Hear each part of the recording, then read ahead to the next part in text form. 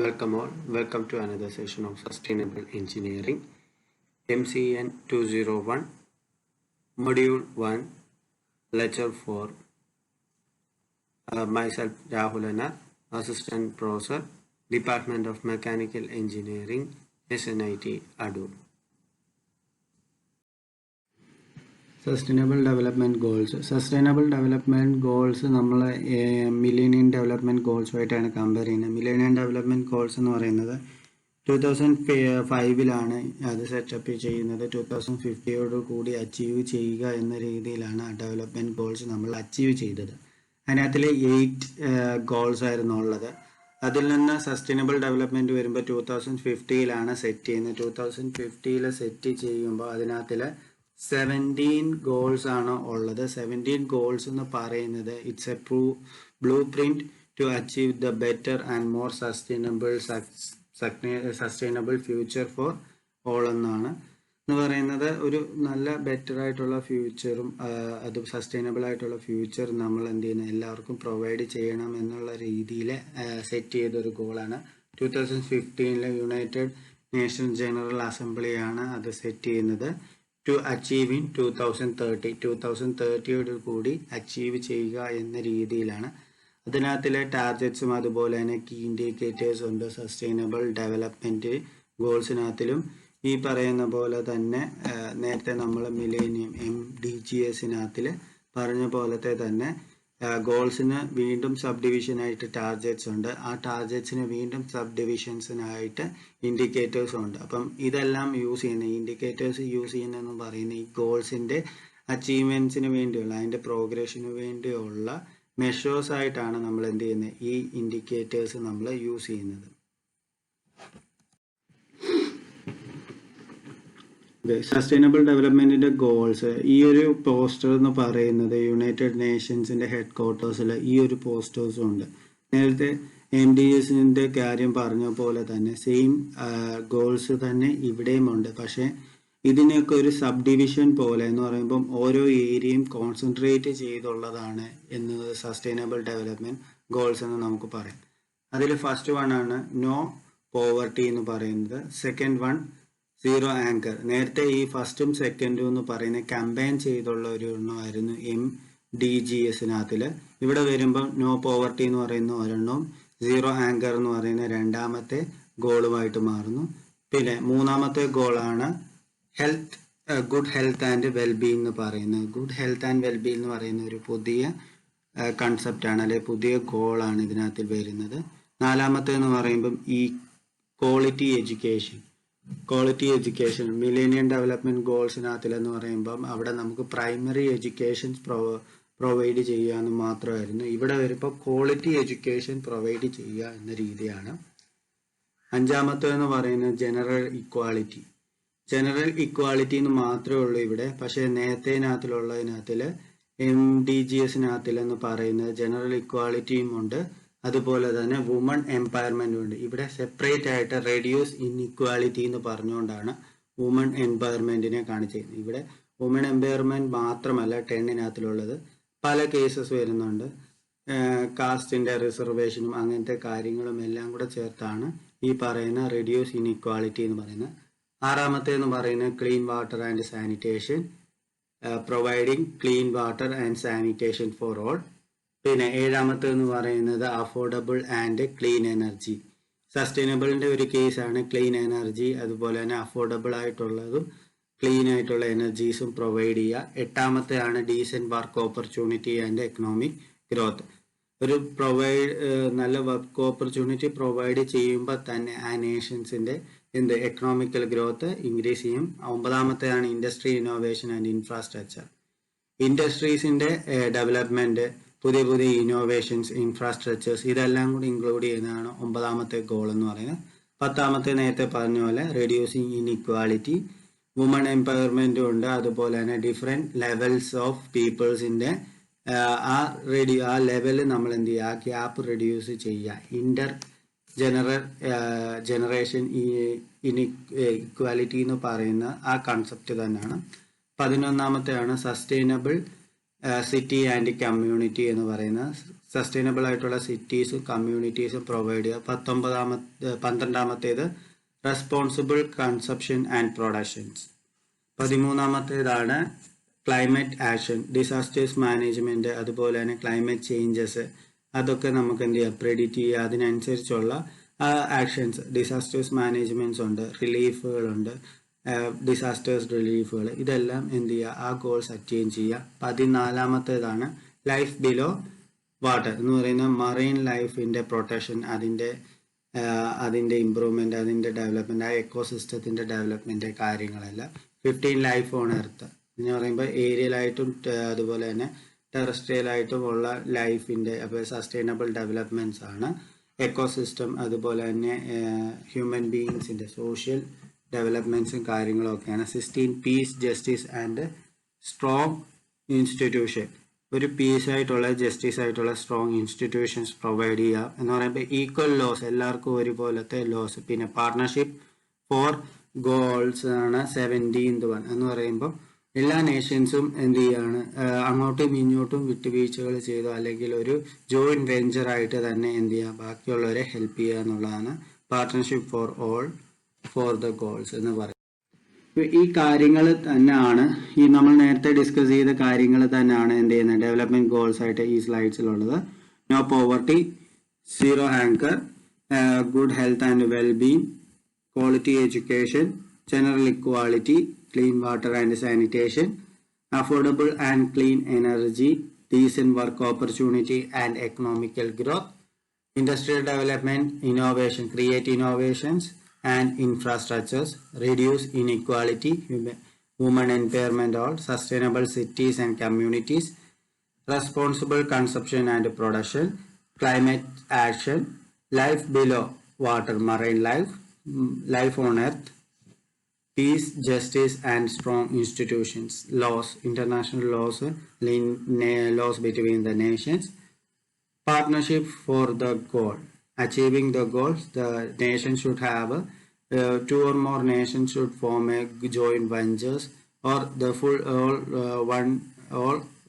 all the nations provide equal partnership for the achieving the goals. ഈ 17 goals നമുക്കുണ്ടെന്ന് പറഞ്ഞു. അതെന്ന് പറയുന്നത് ബ്രോഡർ ആണ്, ഇന്റർ ഡിപ്പെൻഡന്റുമാണ്. അങ്ങനെയുള്ള ഈ ഗോൾസ് എന്ന് പറയുന്നത്, ഈ ഗോൾസിന് കുറച്ച് ടാർഗറ്റ്സും ഉണ്ട്, ആ ടാർഗറ്റ്സിനെ മെഷർ ചെയ്യാൻ ഇൻഡിക്കേറ്റേഴ്സും ഉണ്ട്. ഇപ്പം അതെന്ന് പറയുന്നത് 2030 നമുക്ക് എന്ത് ചെയ്യണം, ഈ ടാർഗറ്റ്സ് എല്ലാം നമ്മൾ അച്ചീവ് ചെയ്യണം. ഈ ടാർഗറ്റ്സ് എന്ന് പറയുന്നത് ഏകദേശം 169 ടാർഗറ്റ്സോളമാണ് നമുക്കുള്ളത്. എന്ന് പറയുമ്പോൾ 17 ഗോൾസിന് ഒരു ഗോളിന് 10 ആവറേജ് എന്ന് പറയുമ്പോൾ 5 മുതൽ 20 വരെ ടാർഗറ്റ്സ് കാണാം. അതിന്റെ ഒരു ആവറേജ് എടുക്കുകയാണെങ്കിൽ 10 ടാർഗറ്റ്സോളമാണ് നമുക്കുള്ളത്, ആവറേജ് എന്ന് പറയുന്നത്. ആ 10 ടാർഗറ്റ്സ് വെച്ച് നോക്കുമ്പോൾ 169ഓളം ടാർഗറ്റ്സ് തന്നെ ഓരോ ഗോൾസിനും, മൊത്തത്തിലുള്ള ഗോൾസ് 17 ഗോൾസിനും ഉള്ളത്. അപ്പം ഈ ടാർഗറ്റ്സിനെ തന്നെ വീണ്ടും ആ ടാർഗറ്റ്സിന് കീ ഇൻഡിക്കേറ്റേഴ്സ് ഉണ്ട്. കീ ഇൻഡിക്കേറ്റേഴ്സ് എന്ന് പറഞ്ഞാൽ 1, 2 അല്ലെങ്കിൽ 3 കീ ഇൻഡിക്കേറ്റേഴ്സ് തന്നെ വരുന്നുണ്ട്. അപ്പം അതെന്ന് പറഞ്ഞ് നോക്കുമ്പോൾ തന്നെ 169 ടാർഗറ്റ്സിന് ഏകദേശം 232 അപ്രൂവ്ഡ് കീ ഇൻഡിക്കേറ്റേഴ്സ് ഉണ്ട്. അപ്രൂവ്ഡ് കീ ഇൻഡിക്കേറ്റേഴ്സ് എന്ന് പറയുന്നത് 232 കീ ഇൻഡിക്കേറ്റേഴ്സ് ആണ്. അതിൽ ചിലപ്പോൾ 1 ആവാം, 2 ആവാം, 3 വരെ മാക്സിമം ആവാം. പക്ഷെ ഒന്നുമില്ലാത്ത കീ ഇൻഡിക്കേറ്റേഴ്സ് ഇല്ല, എല്ലാത്തിനും ഉണ്ട്. പക്ഷെ അത് 1, 2, 3 രീതിയിലൊക്കെയാണ് പോകുന്നത്. To measure the progress towards achieving the targets achieve ചെയ്യാനുള്ള കീ ഇൻഡിക്കേറ്റേഴ്സ് ആണ് അതെന്ന് പറയുന്നത്. അപ്പം ഈ ഡേറ്റാസ് ഒക്കെ എന്ന് പറയുന്നത് സക്സസ്ഫുൾ കംപ്ലീഷന് വേണ്ടിയുള്ള ഡേറ്റാസ് അവൈലബിൾ ആക്കിയിരിക്കുന്ന ഈസി അണ്ടർസ്റ്റുഡ് ഫോമിലാണ്. പിന്നെ അതുപോലെ തന്നെ വെറൈറ്റി ഓഫ് ടൂൾസ് ഉണ്ട്, ട്രാക്ക് ചെയ്യാനും പ്രോഗ്രസ് വിഷ്വലൈസ് ചെയ്യാനും വേണ്ടിയുള്ള ഈസി ടൂൾസ് അല്ലെങ്കിൽ വെറൈറ്റി ഓഫ് ടൂൾസ് ഉണ്ട്. ഓക്കെ, അടുത്തൊരു ഡെവലപ്മെന്റ് മെക്കാനിസം ആണ് ക്ലീൻ ഡെവലപ്മെന്റ് മെക്കാനിസം എന്ന് പറയുന്നത്. ഡിഫൈൻ ചെയ്യുന്നതെന്ന് പറയുമ്പോൾ ആർട്ടിക്കിൾ 12 ആണ്. Between developing and developed country, developing കൺട്രിയും ഡെവലപ്ഡ് കൺട്രിയും തമ്മിലുള്ള ഒരു റിലേഷൻഷിപ്പ് അല്ലെങ്കിൽ ആർട്ടിക്കിൾ 12 എന്ന് പറയുന്നത്. allowing a country with a emission reduction or emission elimination commitment under Kyoto Protocol developing country to implement an emission reduction project in developing country. Okay, ഇതെന്ന് പറയുന്നത് ഒരു എമിഷൻ റിഡക്ഷൻ ആയിട്ടുള്ള ഒരു കമ്മിറ്റ്മെന്റ് ആണ് ഇവിടെ പ്രൊവൈഡ് ചെയ്യുന്നത്, ലിമിറ്റ് ചെയ്യുക, emissions limit ചെയ്യുക എന്നുള്ള രീതിയിലാണ് ഡെവലപ്മെന്റ് കൺട്രിയും ഡെവലപ്പിംഗ് കൺട്രിയും. കാരണം ഡെവലപ്ഡ് കൺട്രീസിന് അവർക്കറിയാം എങ്ങനെ ഇതൊക്കെ ചെയ്യണം. എന്ന് പറയുമ്പോൾ കാർബൺ ഡൈ ഓക്സൈഡിന്റെ കേസ് ആയിരിക്കും. ആ കാർബൺ ഡൈ ഓക്സൈഡിന്റെ എമിഷൻസ് അത് ഡെവലപ്പിംഗ് കൺട്രീസിൽ അവർ ഡെവലപ്ഡ് കൺട്രീസിൽ അവർ റെഡ്യൂസ് ചെയ്തിട്ടുണ്ടായിരിക്കും. ആ സെയിം അത് നിങ്ങൾ ഡെവലപ്പിംഗ് കൺട്രീസിന് അവർ ഹാൻഡ് ഓവർ ചെയ്യുന്ന അല്ലെങ്കിൽ അതിന് സഹായിക്കുന്നു. അങ്ങനെയുള്ള ഒരു മെക്കാനിസം, അതാണ് ക്ലീൻ ഡെവലപ്മെന്റ് മെക്കാനിസം. ഈ പറയുന്ന ഡെവലപ്ഡ് കൺട്രീസും തമ്മിലുള്ള ഒരു സർട്ടിഫൈഡ് എമിഷൻ റിഡക്ഷൻ ആണ് യൂണിറ്റ്സ് ഓർ കാർബൺ ക്രെഡിറ്റ്സ് എന്ത് ചെയ്യുന്നു, അങ്ങനത്തെ പ്രോജക്റ്റുകളൊക്കെ എന്ത് ചെയ്യുന്നു, ഈ പറയുന്ന കീറ്റോ ടാർഗറ്റ്സിന് വേണ്ടി അവർ പ്രൊവൈഡ് ചെയ്യുന്നുണ്ട്.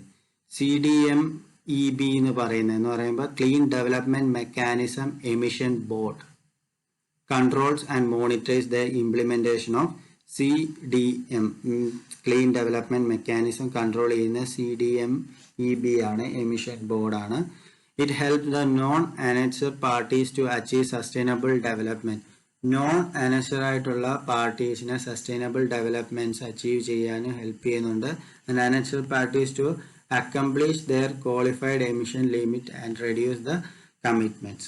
അതിൻ്റെ കമ്മിറ്റ്മെന്റ്സ് കുറയ്ക്കാനായിട്ടും പിന്നെ അതുപോലെ തന്നെ ക്വാളിഫൈഡ് എമിഷൻ ലിമിറ്റ്സ് അച്ചീവ് ചെയ്യാൻ അനക്സ് പാർട്ടീസിനെ ഹെൽപ്പ് ചെയ്യുന്നുണ്ട്. നോൺ അനക്സ് പാർട്ടീസിനെ എന്താണ് അത് അച്ചീവ് ചെയ്യാൻ വേണ്ടി, സസ്റ്റൈനബിൾ ഡെവലപ്മെന്റ് അച്ചീവ് ചെയ്യാൻ വേണ്ടി ഈ പറയുന്ന ക്ലീൻ ഡെവലപ്മെന്റ് മെക്കാനിസം അല്ലെങ്കിൽ ഈ ബോർഡ് ഹെൽപ്പ് ചെയ്യുന്നുണ്ട്. അതൊരു സർട്ടിഫൈഡ് എമിഷൻ റിഡക്ഷൻസ് ആണ് അല്ലെങ്കിൽ കാർബൺ ക്രെഡിറ്റ്സ് ആണ്. ഇതെങ്ങനെയാണെന്ന് ചോദിച്ചു കഴിഞ്ഞാൽ, ഇത് എങ്ങനെയാണ് വർക്ക് ചെയ്യുന്നതെന്ന് ചോദിച്ചു കഴിഞ്ഞാൽ, CDMA എന്ന് പറയുന്ന അനക്സ് കൺട്രീസും നോൺ അനക്സ് കൺട്രീസും ഉണ്ട്. ഇപ്പം അനക്സ് കൺട്രീസിനകത്തുള്ള കേസ് ആണെങ്കിൽ അവിടെ development countries with legal binding emission reduction targets ഉണ്ട്. അപ്പം CR അവർ ബൈ ചെയ്യുന്നു ഈ പറയുന്ന ക്രെഡിറ്റ്